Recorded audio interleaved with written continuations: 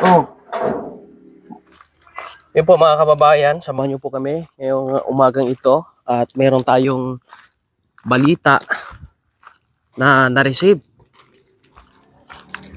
May nagsabi po mga kababayan na si Tatay Francisco ay hindi na daw nakatira dito sa bahay ngayon na pinatira natin sa kanya, yung bahay po ni Lolo Gogo. Grabe ang init po ngayon mga kabayan. Oh, ayos ah. Oh, may mga ginawa na sa dito. Oh. Ibig sabihin, dito pa rin siya nakatira mga kabayan. Hindi totoo yung binalita sa atin na hindi na daw nakatira dito.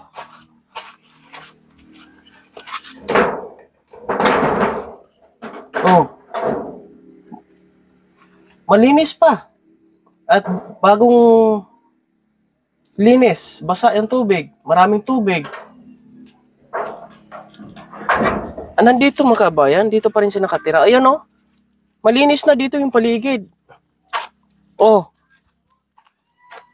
tingnan mo. Ang galing ni tatay po mga kabayan. Hala. Oh,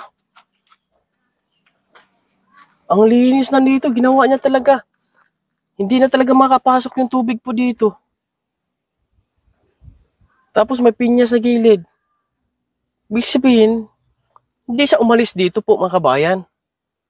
Tingnan mo no, nilinis siya dito, ang dumi yan dito, ang daming mga bato-bato. Tapos yung mga kalat-kalat. Pero ngayon, baka umalis po si tatay siguro po mga kababayan. Yung makita oh. Sa sunod, babalik kami dito. Pinturahan namin to ng puti. Balikan namin to, parang sinipsip ng plywood. Nabasa siguro to. Nakapadlock naman pong bahay niya. Ayan po mga kababayan, no? Kinonfirm po natin. Hindi man siguro umalis si tatay dito. Kasi malinis dito. Magtanong-tanong ako dito. Baka pumunta lang to sa sa taas.